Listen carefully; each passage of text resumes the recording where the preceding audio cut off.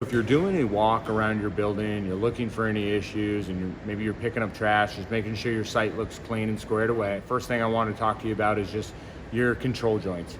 And your control joints are going to be anywhere where you have sealant in between two different surfaces, not necessarily surfaces, but breaks in the building.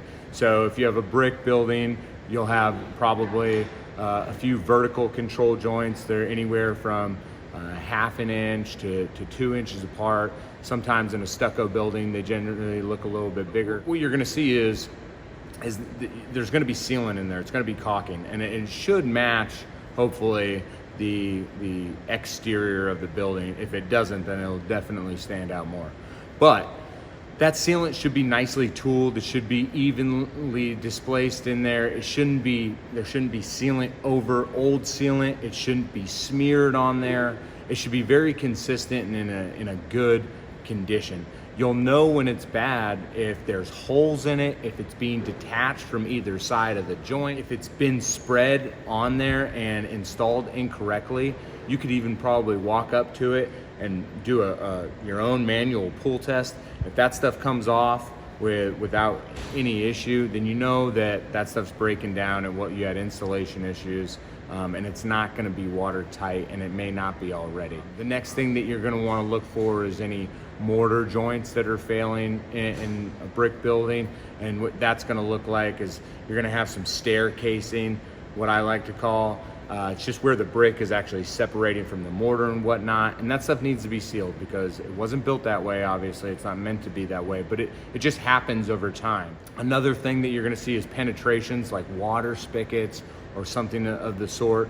Maybe they haven't been sealed, maybe the sealant has failed, but that stuff in a driving rain, again, water will get in there. And let's not just talk about water issues, but there's other issues at hand with these failed sealants.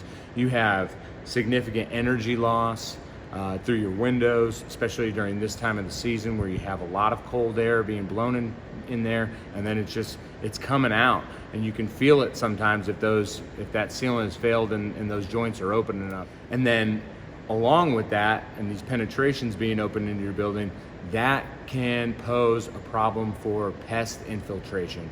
And we all know about bugs and things like that, and murder hornets. You don't want those getting into your building, right?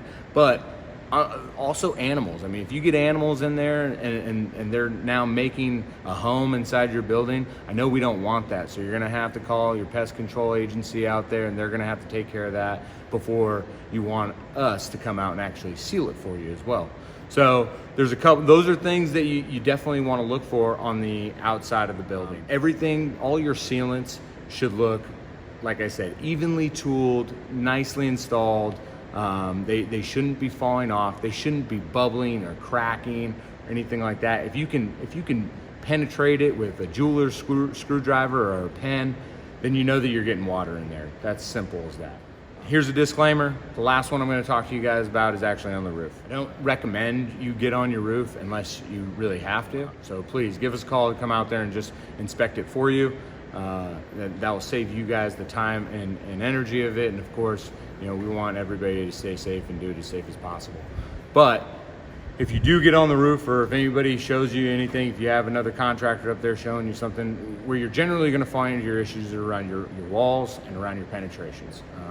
And there's different types of roof systems, so you're going to experience a little bit different issues on each, but for the most part, the principles remain the same for all of them. You're going to have open laps, failed seams, failed flashing. All those things are just going to be, they're easy to see. And then of course your regular punctures and things like that, because if you have a very trafficable roof, because you have a lot of AC units or you just have a lot of equipment up there. Some buildings actually lease out space to telecommunications companies, so you have all kinds of antennas and things like that. So bottom line is you have a lot of people up there working on it that aren't necessarily roofers, and they aren't respecting the actual piece of the envelope the way that a roofer would. So apart from your seams and laps, again, you have failed sealant up there as well, which could do it. You have metal that can become unfastened. Any debris that is on your roof, this is something that I often tell owners, which can be overlooked, and I think it's extremely important, safety reasons and for the longevity of your roof. If you have debris on there, or you have AC panels and things that are not being well maintained and they blow off, you pose a problem of not only damaging your roof, but they have a falling hazard now for the people who are working on or around your building. I don't think anybody out there wants the liability of basically having a sheet metal AC panel turn into a flying deck of cards and spinning out of control, hitting somebody in the parking lot, hitting the car, damaging the building, anything like that. It's really no good for anybody up there. So making sure that you have a proactive management plan for people to go up there, clean your roof off regularly, make sure that it's not harming the system, make sure it's not posing any harm to any pedestrians or any other personal property, as well as you're just maintaining your roof. You also pose the problem of then going in and around your drains, clogging your drains. When your drains get clogged, they backfill and they can go into the roof system, creating leaks there.